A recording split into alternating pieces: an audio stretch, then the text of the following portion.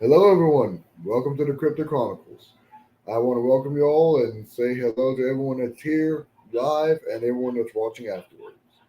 This is episode 16, and we are having a real good, fun discussion today. I have my good friend and researcher Barton Nunnelly on, a man from Kentucky. He has a wealth of knowledge in the cryptids and other unknown anomalous phenomena. Of course, he's well known for his research in the inhumanoids and Spottsville Monster.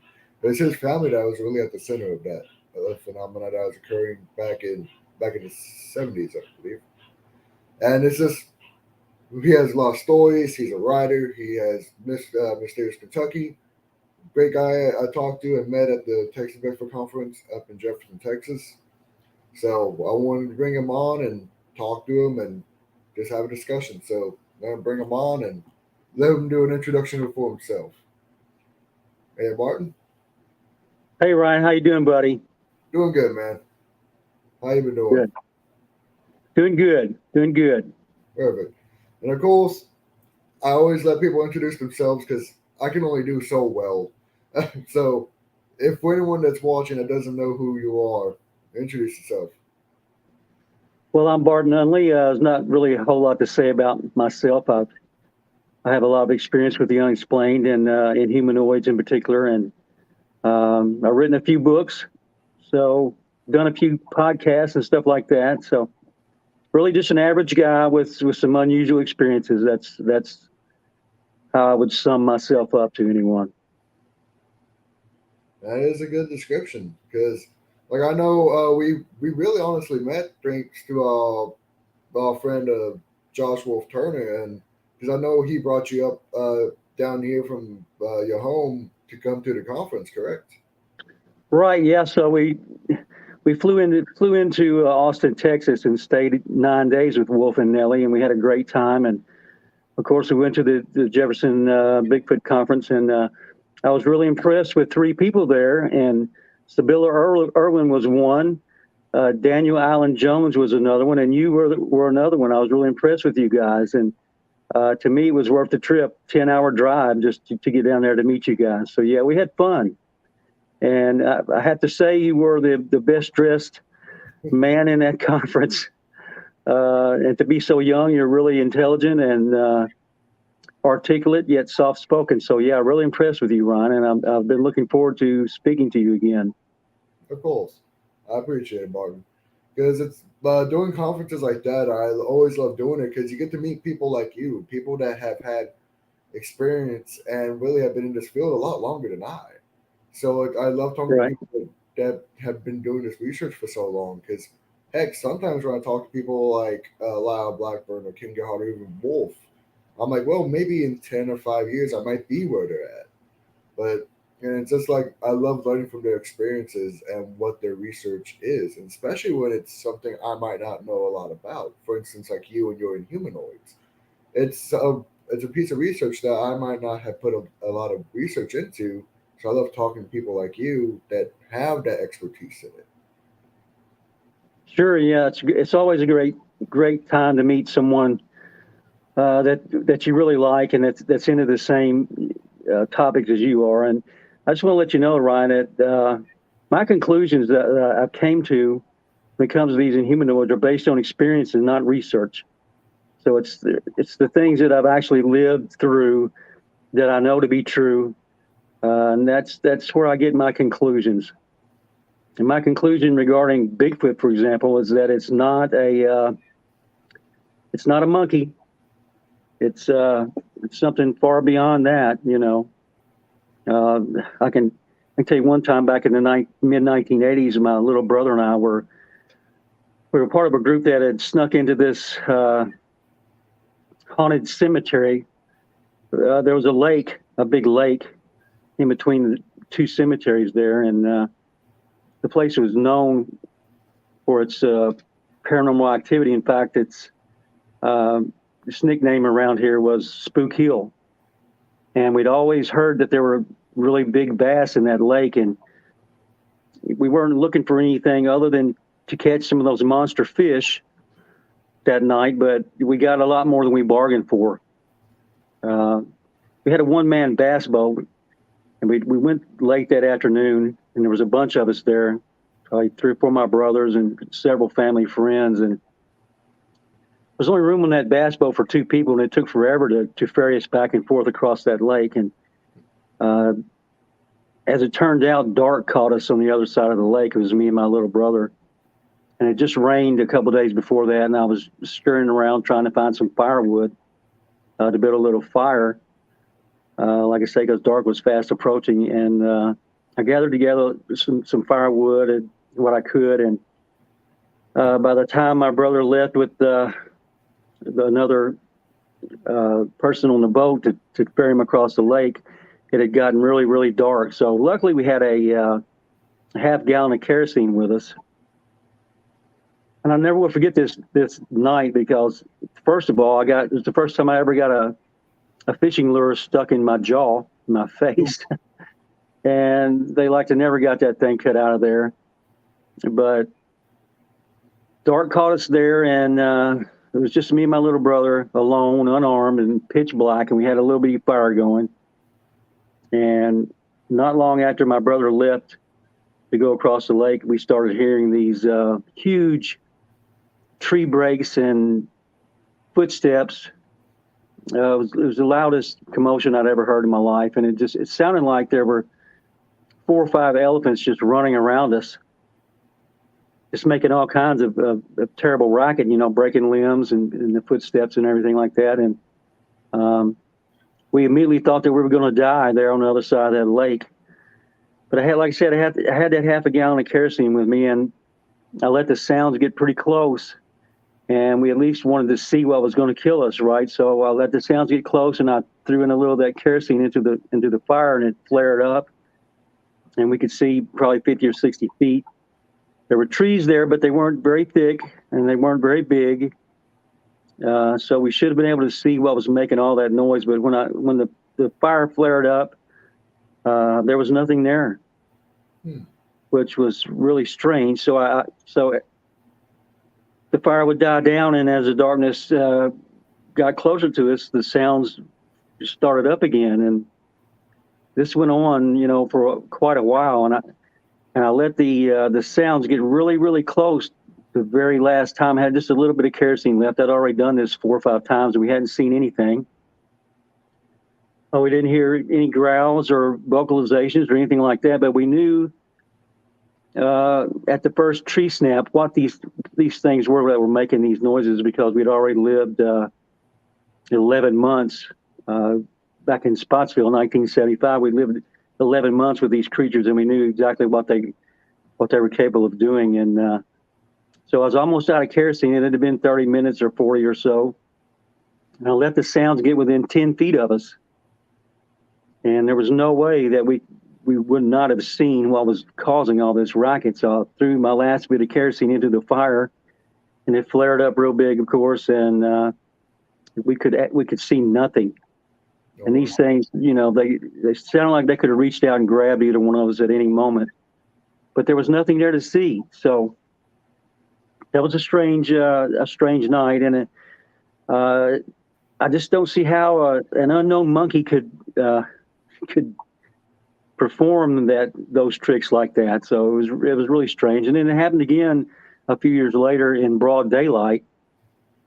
Something threw a dirt clod at me and my friends who were all down the Green River fishing. And as soon as the dirt clod landed, I jumped up and started climbing up the bank, scrambling up the bank to see what had thrown that.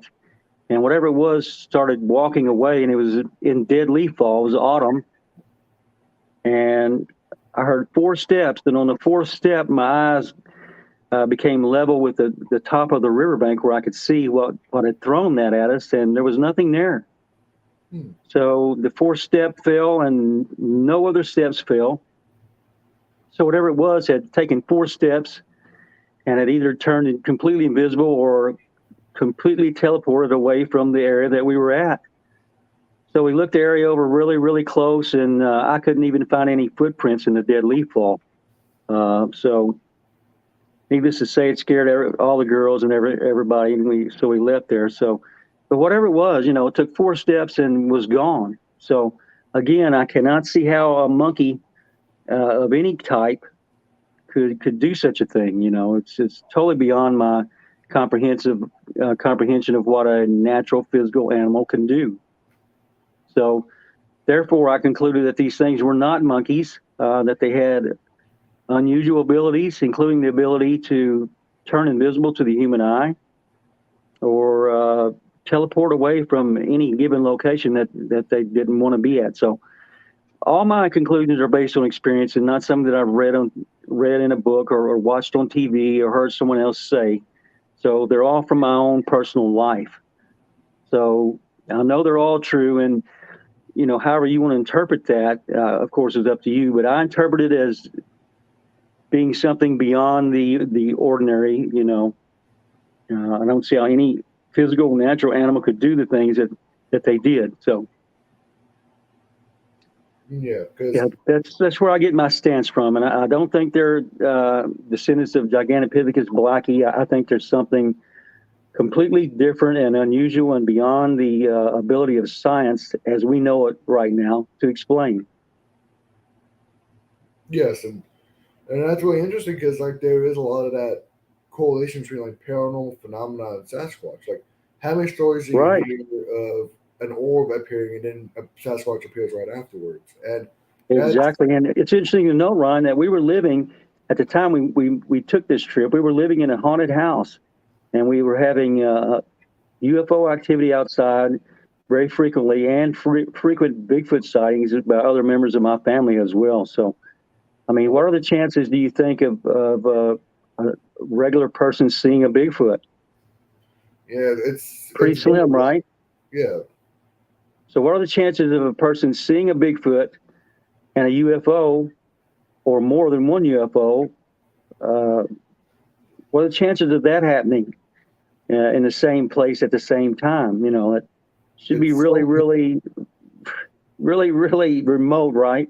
yeah, it's so minuscule. It's probably not even measurable how low Right. So, what are the chances of all that happening while you live in a haunted house? It should be it. statistically impossible. Yeah, But yet, it's happened to me on 3 different occasions. So, I know that there is some kind of correlation or connection between all these seemingly unrelated uh, phenomena.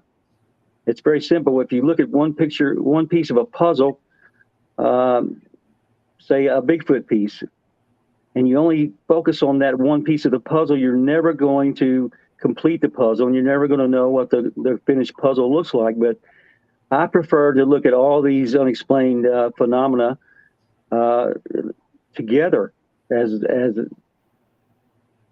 different pieces of the same giant puzzle. So I think only when you do that can you really start to grasp the meaning and understand a little bit of what's going on with these things. I think they're all related some way. How which way they're related, of course, is up to an individual to come to that conclusion. But in my experience, they are all related. So that leaves out the possibility of these things being just unclassified monkeys running around the countryside, avoiding capture and all that. You know, it's just that just brings up to me more questions than it answers.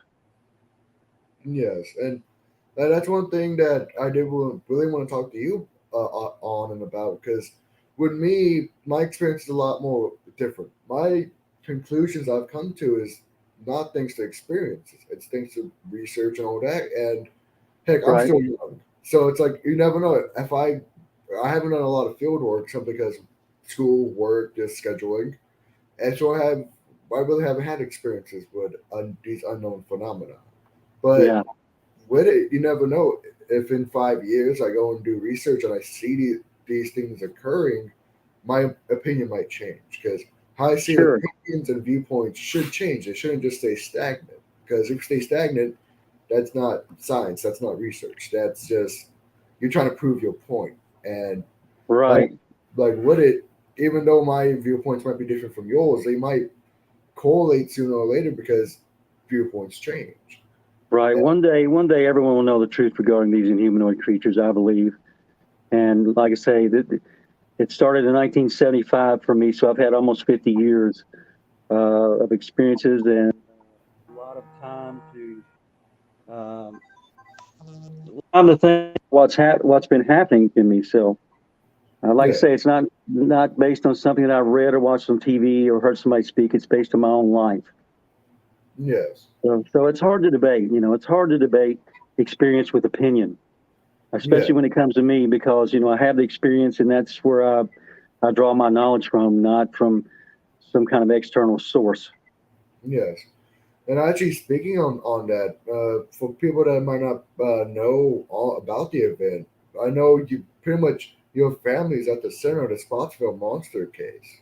And Yes. if you want to, we can go into that and talk to people about what is the Spottsville case and what did you experience, but that whole Sasquatch, Bigfoot, and humanoid event down there in 1975.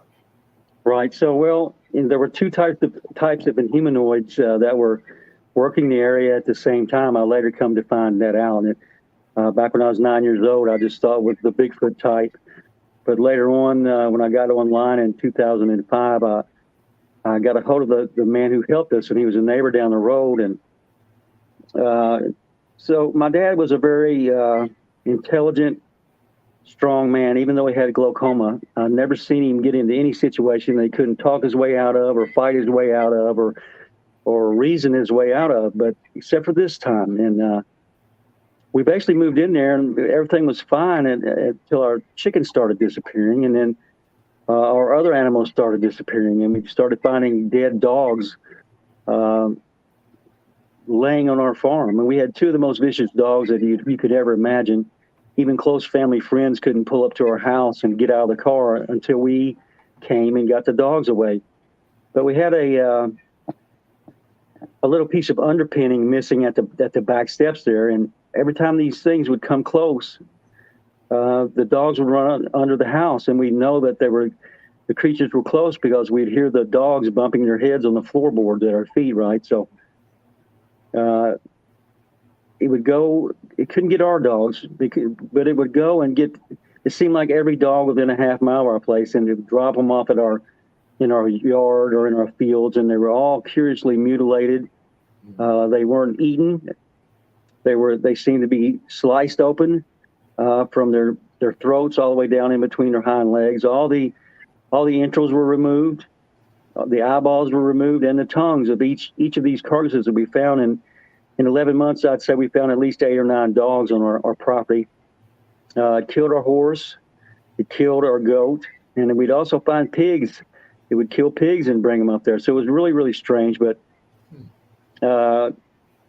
my father was, he had 6 kids, and he didn't know what the hell was going on. As the one thing he had no experience with was these supernatural creatures. And when it got the activity got real heavy, he would call the state police, and they would come out and sit there in our driveway until Mom and Dad got all of his kids loaded up in the car, and we'd go to our grandmother's, and they'd escort us out of there, right? But it happened so frequently that after about the 5th or 6th time of my dad calling them for help, they informed him that they would no longer be coming out to help us, so not to call them anymore. Which you can imagine now, you call the authorities and they tell you to don't call them, that they're not coming. You can imagine how he must have felt. Yeah. But luckily we had a friend. He had met a man that lived about a mile down the road, and when the police wouldn't respond to my dad's calls, he would call this man, and I call him Roy. Not his real name, but he doesn't want his real name used. So Roy would come and he would get us out of there. And Roy had a lot of sightings himself. He walked up to a barn, an open-ended barn one day, and it was raining, and he was trying to track this creature to see what was going on. And he said he turned around, and he's 6'3", and he was looking right into this thing's hairy belly. And he said he looked up, and the thing was looking down at him. It had fiery red eyes, covered with hair, long talons on its hands, and long fangs and sharp teeth in its mouth. But it said, "Don't be afraid. I'm not going to hurt you." It didn't use its mouth to say that. He heard it strictly in his mind. He said the mouth never moved. And the thing just turned around and ran out the other end of that barn. And he said it was a few minutes before he could recover his composure. And when he did, he went to the other end of the barn that it ran from and was going to track it to see which way it went and where it lived. But there was not a single footprint to be found in that muddy field. So he said this thing must have weighed at least 1,000 pounds. It was 8 or 9 foot tall. And, he really didn't know what was going on. He ended up seeing this thing several times. And right at the very end, he had disappeared for 2 weeks. My dad couldn't get a hold of him. His wife kept answering the phone and telling my dad that he was sick. But he was really in the down in the Henderson Hospital in the psych ward, because after that happened to him, he couldn't understand what was going on either. And finally, my dad asked him. He said, when he finally come back, he said, "Roy, do you think there's a chance of this thing or these things coming in the house and taking one of my kids and making off with one of my kids?" And Roy told him, he said, "Well, Red," people call my dad Red. He said, "Well, Red, whatever this thing is, it's a supernatural entity. So if it did decide to do that, there wouldn't be anything in the world anyone could do to get your kid back. So it hasn't done it so far. You've been here 11 months and it's just been killing your animals, but who's to say what it might do next?" And so after he told my dad that, we packed up and moved away from that farm. So yeah, we spent 11 months there being terrorized by these things. But what he was seeing was totally different than what my mom and my brother and all of us were seeing around the farm. We were seeing the classic Bigfoot type, man-ape type, typical description of a Bigfoot. But what he was seeing looked more like a dog man without the big ears on top. So 2 different types of inhumanoids working the same place at the same time. So again, you have some facts that don't correspond well with the unclassified monkey theory. So just more and more data that I've had to think about, and I've concluded that it's not, these things are not monkeys. Or this is just my opinion based on my experience. A lot of other people might disagree and call me crazy and all that stuff, but it really doesn't matter. I know that I'm telling the truth, and that's all anyone can do is just tell the truth and let people use that however they want to. Yes, because you've experienced all this, and that's one thing I always talk about with research is that you cannot take people's experiences away from them. Even if they might not fit within your box of research, it doesn't mean it's not true. I've met plenty of people out there that are researchers that say, "Oh, they saw Bigfoot disappear into an orb. They must be crazy." And I always talk to them, and I'm like, "Why?" Because even if it doesn't fit your paradigm, doesn't necessarily mean it's not true. Right. That's very open-minded of you. I'd say 95% of the Bigfoot researchers are not open-minded. They, if it doesn't fit into the Gigantopithecus blackie theory somehow, then they totally discredit the people that are saying that, or discount the people that are saying that, and move on to the next one that gives credence to their theory, and that's cognitive dissonance. They refuse to believe anything that they don't already believe. If they believe it's a monkey, then any report that involves UFOs or ghosts or anything like that, along with the Bigfoot sighting, then they totally discount it and throw it into the trash bin. And that's not how science works. Yeah. Science is trying to find the answers. Science is not a rock that you can stand on and say everything that doesn't fit on this rock is not true. Science is like a snowball rolling downhill, gathering data and getting bigger and rolling faster as it goes down, So people who think science is a completed thing, they're just wrong. Science is constantly learning, and that's the way it should be. So eventually, I believe one day science will catch up with the truth of the inhumanoid subject. But until then, people like me are largely going to be dismissed and discounted and discredited, and that's fine. I'm used to it. I've been dealing with it for 50 years now, so none of that bothers me. I know as long as I tell the truth to everyone, then I've done my part, and that's all I can do. I'm not trying to prove anything because I know these things can't be proven, and I'm not trying to change anybody's minds. If they have their minds made up, that's fine. But I'm just telling the truth, and you guys can take it or leave it. That's not up to me at all. Yes, because that's one thing I always say myself. I'm not here to try to prove anything or change people's points because a lot of people, once they get in a mindset, they stay stuck in that mindset. But what I try Right. to is maybe open up their eyes a little. It's like, I'm not going to try to change your mind because then who am I to try to say you're wrong, of course. So if Right. you have that closed mindedness, open up your eyes to something. Maybe do a little more research into something else. Because, like, for instance, talking with you, the research in humanoids and the more paranormal side of Sasquatch, that's something I don't do research into. So let me talk to someone that does and what their experiences are and see, okay, well, let me get these different experiences and add that to the data set because There science you go. doesn't choose data. You have to take whatever you get. Right. So it's not like the BFRO database. And I use it as an example because when I first got online in 2005, I thought, well, okay, here I am online. I'm 40 years old. I thought I was too old to even mess with a computer, but luckily I let my friends and family talk me into getting one. But I thought that we were all just one big happy family looking for the truth about Bigfoot and everyone getting along and working together. And I could not have been more wrong. That's the furthest from the truth. So you have two camps that are diametrically opposed to each other, and that's the flesh and blood camp, who mainly think that these things are gorillas or monkeys that somehow impossibly avoid detection. Then you have the paranormal camp, and which is the camp that I'm in.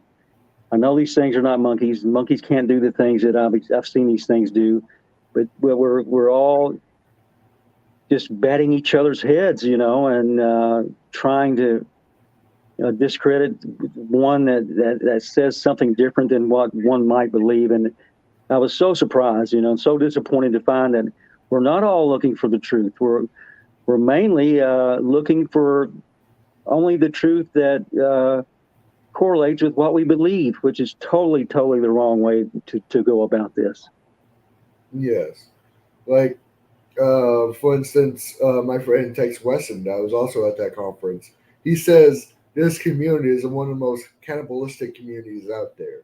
If you do Right. not agree with someone, they will eat you alive. And it's very Yeah, true. Tex is right. Yeah, he's definitely right. And I used the BFRO as an example because when I first come online, I typed up my family's experiences back in Spottsville and sent it to the BFRO group, and I was immediately contacted saying, well, we can't use this. We can't put this in our database because it's atypical to other Bigfoot reports. And I'm like, what the hell?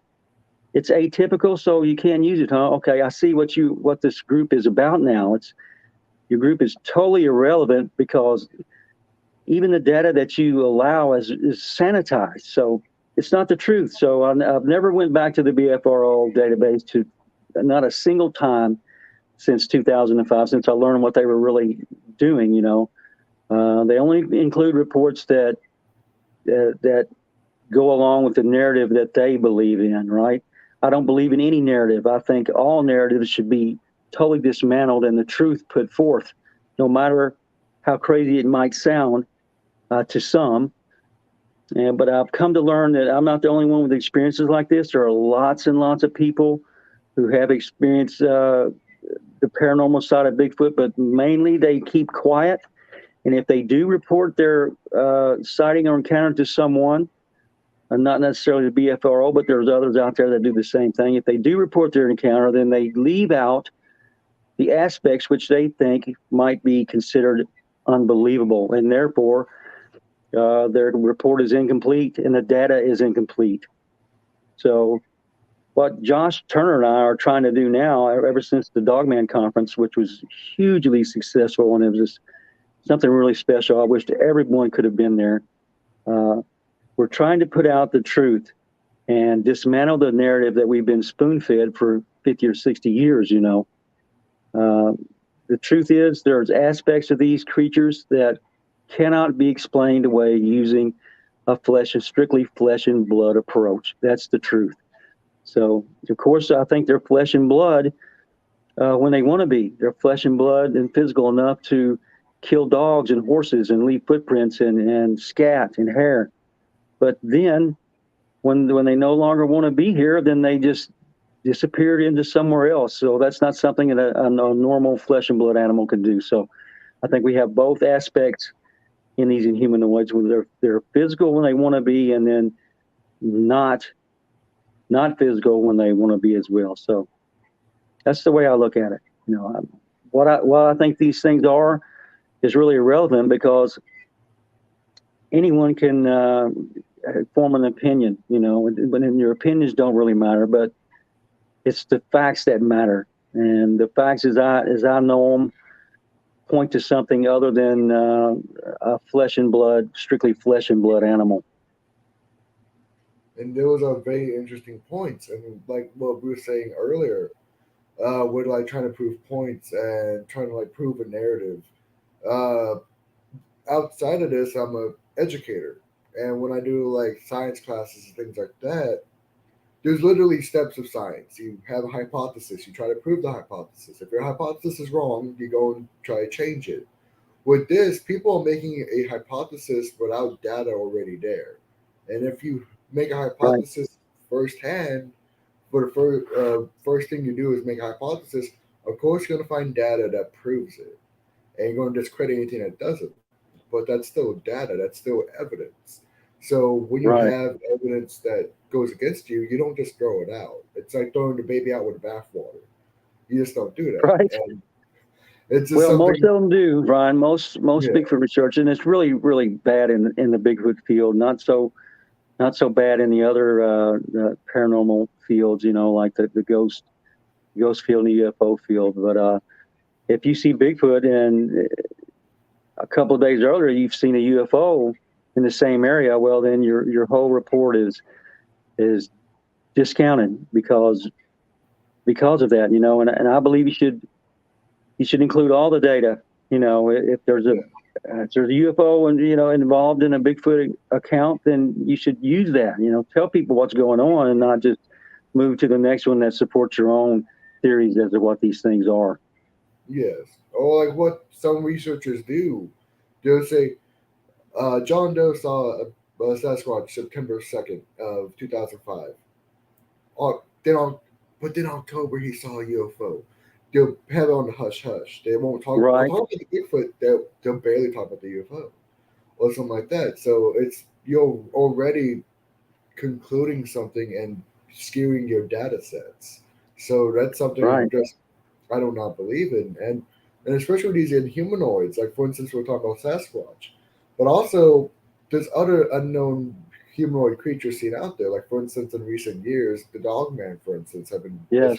getting a lot of news, and that's one other creature that, if you look at these beings, when I come from, with cryptozoology, I come from a very much a physical creatures that have evolved and adapted. But a lot of these animals just can't. Like Right. I mean, to they're me, an ape man is a physical impossibility. I know a lot of people can say, "Oh, well, we are apes and we evolved from apes," but I don't believe that. I'm a man of faith, and I believe in God, and I don't believe that we came from monkeys. And when it comes to dog man, I don't believe it's a possibility that a dog and a man could somewhere down the line mate and no, come up with offspring like the dog man. So it's pretty evident that something else is going on there, and it's not a natural evolutionary process. yeah, because even if you look at the humanoid shape, like even from my scientific evolutionary standpoint, the human, everyone thinks every animal is trying to become human, and that this doesn't make sense. Being No. humanoid is very hard physically. Just our brains alone, we need to eat so much per day just to feed our body because of how weirdly shaped it is. So Right. why would other beings try to become human? It doesn't make sense. So why do you Yeah. And say, why would a 10-foot tall, quote unquote, ape man only utilize the soft tissues from the animals that he killed? So if I was a 10-foot tall gorilla, I would be, of course, omnivorous. I would eat everything that I possibly could, and I would spend most of my day, if not all of my day or all of my waking hours, trying to gather the calories needed to propel a 8 to 10 foot tall frame.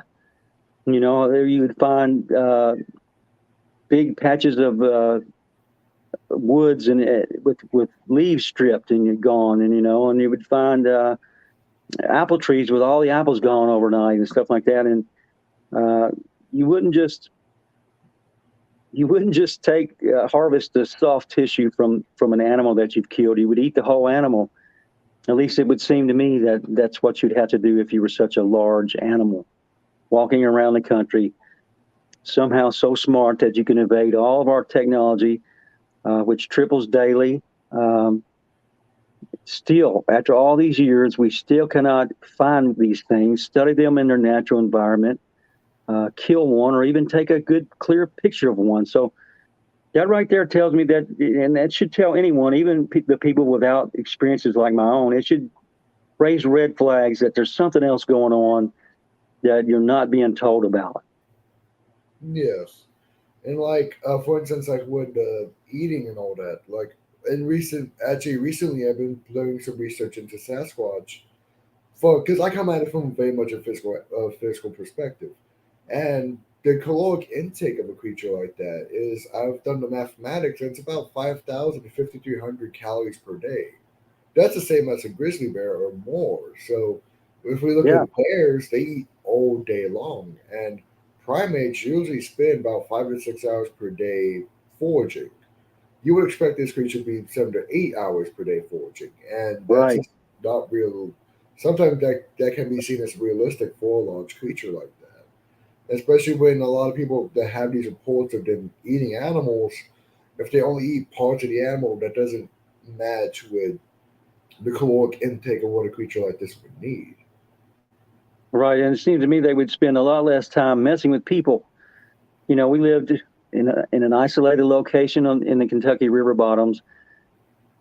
If these things didn't want to be seen, all they had to do was go down the river a little ways, and no one would have ever seen them. They didn't have to stop at our farm and terrorize us nightly. Uh, it just doesn't make any sense why they would do that. Unless they wanted to be seen. I personally believe if these things did not want to be seen, there's so much forest land left, especially along the river bottoms, that no one would ever see these things unless they wanted to be seen. That's my personal belief. They wouldn't Yes. spend their time looking in windows and turning your doorknob, your door handles, and it doesn't make any sense at all. These things do not act like a typical flesh and blood biological creature of Earth, and we know nothing about them. Absolutely nothing. For all we know, they could be aliens from another planet. They could be the ones inside all these UFOs that are flying around. Who knows? It's certainly a thing to ponder, a possibility to at least ponder and not reject outright. And everybody tells me, "Oh, you can't use one mystery to explain another." Yeah, bull crap. If it's the truth, then you can use it. If Bigfoot are actually aliens, then it works just fine. And it's not a logical fallacy to do that. It's it's really more intellectually challenging than the other stance, which to me is intellectually lazy.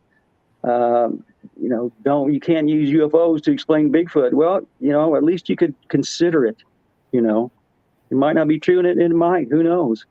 There's something going on about these things that we cannot prove, and we cannot classify or justify simply using uh, flesh and blood biological theory.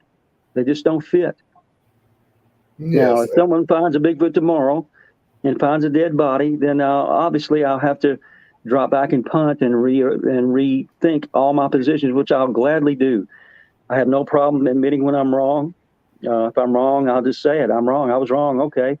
Well, I've been wrong hundreds of times in my life, and I'll probably be wrong hundreds more before I'm done. So I wouldn't have any problem at all eating my words if someone was to actually shoot and kill a Bigfoot and drag it in and say, here it is. It's a flesh and blood animal.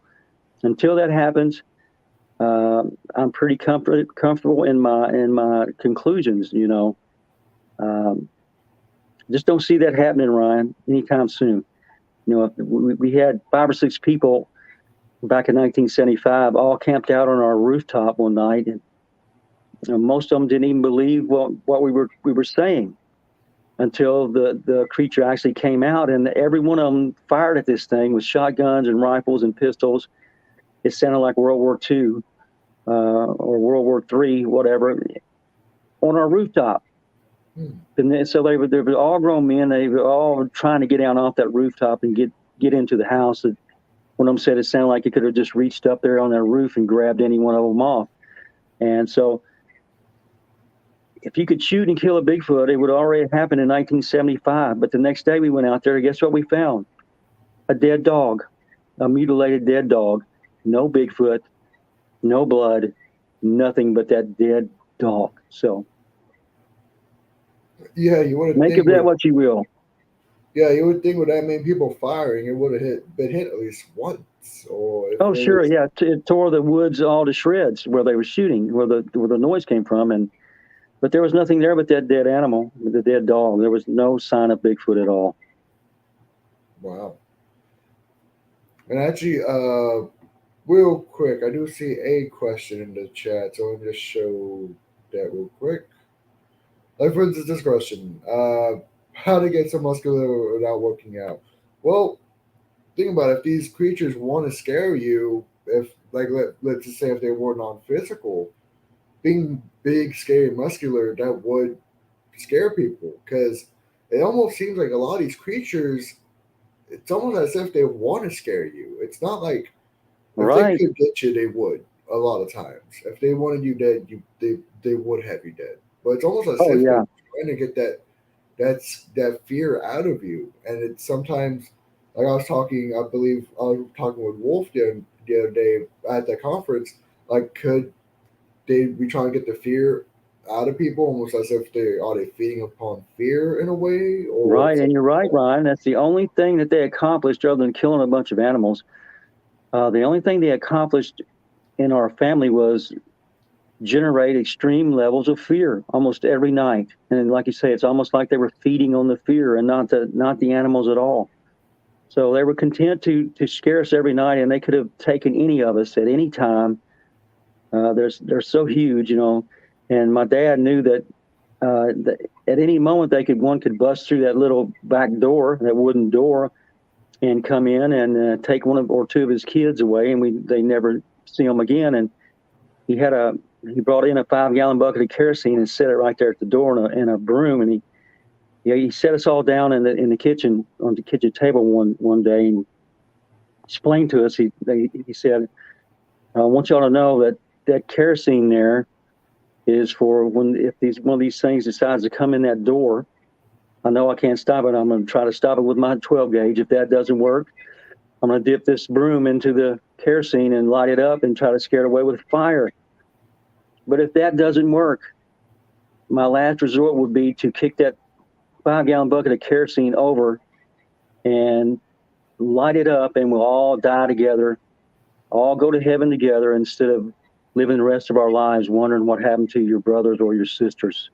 And he wanted to know if we agreed with that. And of course, we were young back then, but I knew what he was saying. Death by fire is a terrible, terrible death, but that was preferable to living the rest of our lives without one of our brothers and sisters, you know. And so we all agreed that that's what he should do. If he couldn't kill it with bullets, he couldn't get to lead with fire, then just go ahead and kill us all together, and it would all be over. So that's one hell of a thing to ask your children, you know, 6 children, if you'd rather die by fire or let one of these things come in and grab one of us and take us away, and no one will ever hear from us again. No one will ever know what happened. Likely it would have eaten us. But yeah, that's how serious it was. And, you know, people can think about that for a moment, and especially the parents out there. What would it take for you as a parent to be willing to kill your entire family, other than letting some supernatural creature come in and steal a kid or two. What level of fear would that take for you to come to that conclusion as a viable option? So, yeah, people need to think about that. Yeah, because that's something you wouldn't do if you weren't serious about this. If Of course you not. did, Yeah, if you wouldn't like, and even think if you were one of the kids that was taken, like, I would not want to be taken by one of these creatures and just think, okay, what's going to happen to me? What's going to happen to me now? Like, if you had to choose in a situation how to go out, if you had to like die by either by fire or by one of these creatures, I'd rather just go by fire because at least you know what's going to happen to you. right. That way, Yeah, you don't know what's going to happen, and that's kind of exactly. the terrifying thought. And it wouldn't be no living with the uncertainty of what happened to your brother or sister. Yeah, So yeah, that's how serious it was. And for a grown man to even consider that, it has to be extremely, extremely serious situation, which it yes, was. and that's just a experience I know most people would not want to live through. Like, that's the thing when people say, "Oh, I want to live through a Bigfoot sighting or things like that." I'm like, well, possibly, but just how I've talked to plenty of witnesses and the effects it has on people, the psychological effects that people don't even want to walk into the woods after hunting for 20 years, and Right. how Well, um, that's uh, right. this, just even scared of the dark afterwards. It's an experience not a lot of people I would say would want to have because just the prolonged psychological effects these sightings have on people. Sure. It's very seldom a positive thing when you see Bigfoot, unless it's far away, and you have no danger of at all of physical harm. But when these things are coming up to your house every night and turning your doorknobs and looking in your windows and banging on the side of your house and killing all your animals, it's an entirely different story. There's nothing positive to be gained by from experiences like that. There's nothing positive at all. Yes.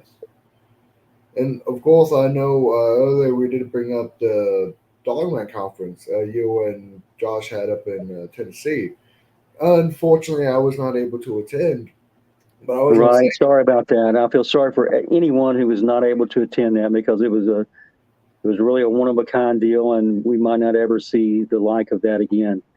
yeah, It was a conference that changed people's lives, and there was 450 people there, and everyone had a smile on their face. No one wanted to leave. It was something really, really special that he put together. yes.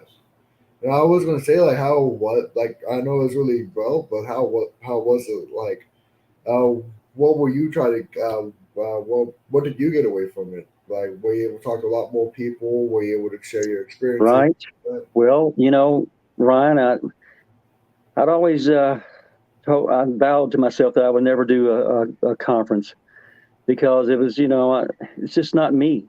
I'm not somebody that's looking for attention, and I'm not somebody that's trying to sell books or get YouTube hits or anything like that. I just want to tell the truth. But if there's one person in the world that could have talked me into that, it's Josh Turner, and he did.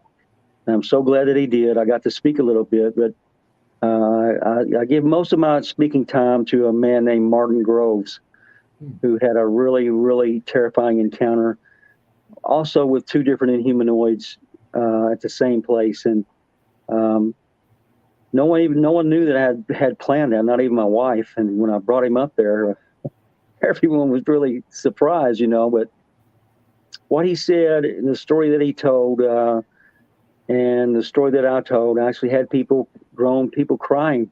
So I come down off the stage, when Martin was done, and everybody was wiping their eyes, and I'm like, what's going on?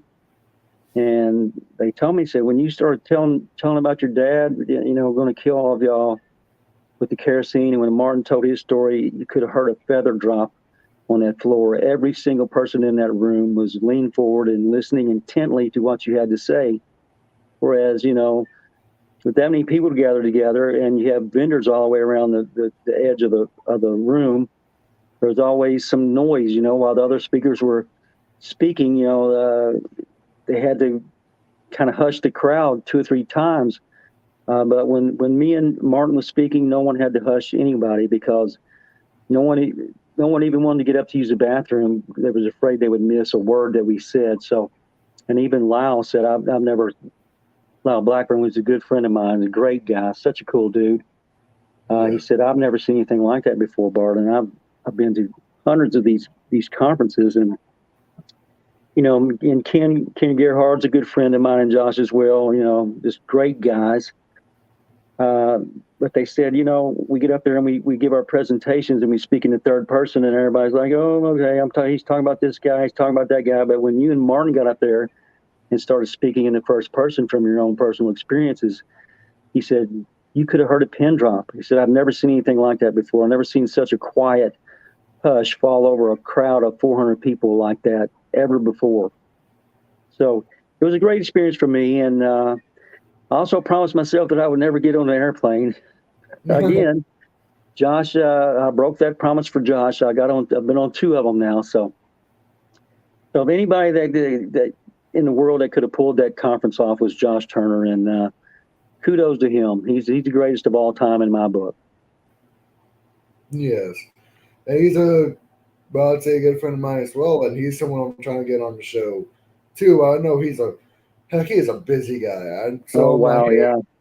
I'm like, when you can, come on, but like, don't worry about it right now. Like, I know you got plenty of stuff on your plate, and like, I'm happy I was able to get you on too, because I know you're a pretty busy guy yourself, Barton. And that's Thanks. I really appreciate that, and I'm impressed with you too, Ryan. I mean, really impressed with how open-minded you are, and you're not married to anything but the data. You're not married to some conclusion as you start this search, and you're young, you're 21 years old, and you've accomplished a lot to be so young. But I just want to advise you to suspend your disbelief of the things that you think might not be possible, because it is possible. I mean, things that, the Bigfoot cloaking aspect, that's a lot. People laugh at that. And I've been laughed at so many times that it doesn't even bother me anymore, but it's true. These things can become invisible to the human eye. And if you can point me to one relic hominid that's ever been discovered on this earth that had that ability, then I'll certainly consider that and maybe change my point of view. But you're really doing good, and just take it all in, and before you come to your conclusion, and don't discount people like me, because we're not lying. We're not doing this to be profiteers or some kind of quasi celebrity or whatever that people become these days from this. Just keep an open mind, and all roads will lead you to the truth. And the truth is the exact opposite of Gigantopithecus blacki. Trust me. Yes. And actually, I know we've been talking mostly about Sasquatch on the show, but one also I know in creature you've done a good amount of research into is also the dogman phenomenon. Yes. So I know what type of research have you put into that? I know one thing I know from you with the dogman is, of course, one documentary you did back in the 2000s called, I believe, Hunt the Dogman. I think that was one of the first documentaries ever made of that creature.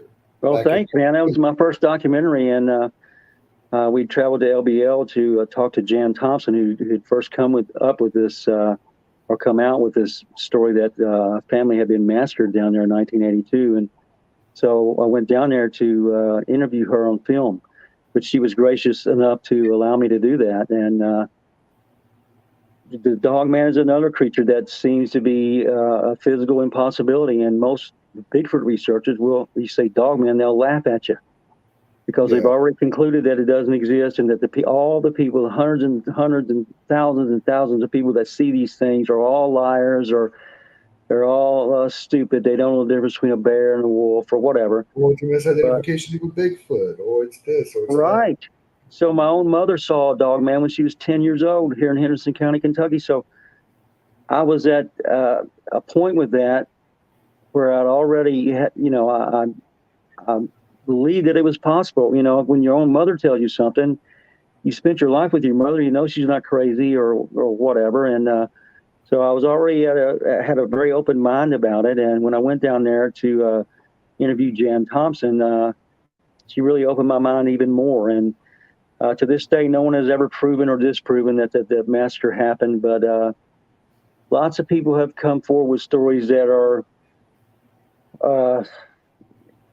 sort of connected to that, and point to the fact that these dogmen are real creatures. However they come to be, whether it's through some supernatural means or government genetic programs, they do exist. And you shouldn't laugh at the people that say they've seen these things, because speaking from someone who's been laughed at and ridiculed for 50 years, it's not very nice to do that to people. And not everyone has thick skin like I do. And when you treat people like that, or just trying to tell the truth, it really has some really bad psychological effects for that person. So you treat everybody with respect, even if you don't believe what they're saying. At least be nice and treat them with respect. And if you don't, like I say, if you don't believe them, just go on about your way. You don't have to make a point of laughing at them or trying to debate what they've seen, because you cannot debate experience with opinion. It does not work ever. Anytime someone wants to debate me and my experiences with their opinions, guess what? They lose, because they can't win. I've lived this, and it's not an opinion. To me, it's all a fact. And I'm just waiting for the rest of the world to catch up to me. And one day I hope they will. Yes. That's like the thing with me is that, like, for instance, you and myself, my conclusions and my research points towards a different direction, but it's research, not really experience. So with research, primarily opinionated, because it's like I haven't been out there to see Sasquatch cloak in front of me. I've done research into it being a possible biological creature. Or someone like you have experienced it firsthand. And how I see it, that should be really what should be taken in, because that's facts. Those are things that have been seen in front of you. And and they are facts, Ryan. It's but the rest of the world doesn't recognize them as such yet. But one day, I hope that they will, and they'll see that people like me aren't lying, or there's no reason for me to lie. I've just been trying to tell the truth for 50 years, and that's what I'll always do. No matter what, I'll always tell the truth, no matter how it's received. If I'm laughed at or if I'm congratulated for doing it, whatever, it doesn't really matter to me. My job is to tell you what happened to me, and just tell the truth, and that's what I do, and that's what I'll continue to do. Yes, and it's kind of funny, like when you're talking about listening to people and all that. It's like, well, we might be hunting for inhumanoids, but we're all still human. We're all still people. Like, even if it's someone's opinions different from yours, if they have their own life, they have their own experiences, they're still human. So don't judge people. Don't try to call them crazy, because not a lot of people out there truly are. It's just people with different experiences, with different opinions. Sure, man. And there's only one judge, and he doesn't live on this earth. So it's not my place to judge someone, and it's not my place, especially with all my experiences, it's not my place to call someone crazy or misdirected or whatever. I record what they say. If it's a typical account of Bigfoot, I'll write it down, but I also ask questions. Have you ever seen anything else strange in your life that you couldn't explain? Or have you ever lived in a haunted house? Or have you ever seen UFOs? And you'll be surprised at how many Bigfoot experiencers have also experienced other forms of unexplained phenomena, but they don't include that because they think it's not important.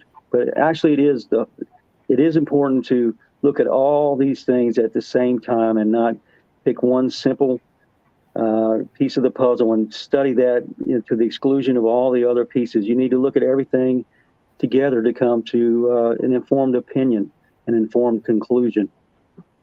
That's the way I do it. And honestly, and those are really some good closing statements. So I know it is probably getting a little bit later for you, because I know it's pretty early for you guys. So I was going to say, probably will be heading off pretty soon. But for anyone that's interested in maybe reading your books or listening to you, so where would they be able to get a hold of you, Barton? So all my books I've only written 4 so far. I'm working on the 5th one, but they're all available on Amazon.com, and you can listen to me just about anywhere these days. So everyone wants me to be on their podcast, and I'm happy to help out my friends in any way that I can. So yeah, just Google my name and it'll probably come up 500 million times. You know, I'd already retired from all this years ago, and I figured that I'd said everything that I needed to say, whether it was in writing or on one of these interviews. But luckily, Josh Turner and the late Johnny Henderson got me back into this, and here we are, still going strong. So yeah. As always. And I know you do also have a YouTube channel that is pretty recent, correct? Yeah, so just come up with that. It's Inhumanoid Encounters with Barton Nunnelly. So, yeah, check that out, you guys. I'm slowly putting in content, and I'm trying to make it the best that I can. And I'm not doing any kind of creepy pasta type deals. Everything that I put on my YouTube channel has to be true and it has to be real, or I'm not interested in it. So yeah, check me out on YouTube, Inhumanoid Encounters. Yeah. And what I can do, I'll make sure to put that in the description below. So if anyone out there has an experience with one of these unknown creatures, please go to the Barton's channel and talk to him and give him a story, because we love hearing stories from people. That's one thing I love. Yeah, love to hear stories, and I'm totally non-judgmental. You know, like whatever your story is, I probably had something even more bizarre happen to me in my life. So send in your stories, and but now, I probably will be calling you to make sure that you're telling me the truth. I'm not interested in no fiction at all. So I do try to vet the stories as best I can. And I'm not just going to read every story that someone sends in. So, yeah, if you do have a true encounter with an inhumanoid that you love to get off your chest, I would love to hear about it. Of course. So it was a great having you on, Barton. I know I'll love to have you back on the show. Heck, Sure, even Ryan. probably a show with me, you, and Wolf. That'd be an awesome That show. would be great. And like I say, I try to help out my friends all that I can, you know, and so just hit me up and maybe we can get something set up. Of course. And heck, if I ever find myself out in Kentucky in that area, I'll of course maybe try to hit you up and Do come by. We have a large guest room, so yeah, we can do something fun or terrifying. It's your choice. well, well for me, terrifying is fun. So Sounds good.